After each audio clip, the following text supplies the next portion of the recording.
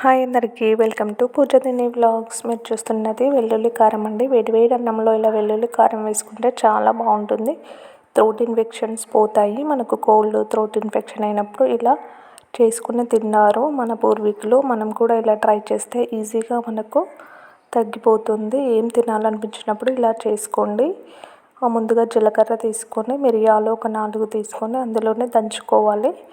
తర్వాత వెల్లుల్లిలు ఒక వెల్లుల్లిపాయ తీసుకోవాలి. ఒక 2-3 స్పూన్ల కారం, కరివేపాకు తీసుకొని వీటిని ఇలా చిన్న ఉంటాయి కదా మన ఇంట్లో మసాలా, అవి దంచుకోవడానికి రోళ్ళు ఇలా వేసుకోవచ్చు. లేదంటే అవైలబుల్ లేని వాళ్ళు మిక్సీలో కూడా వేసుకోవచ్చు.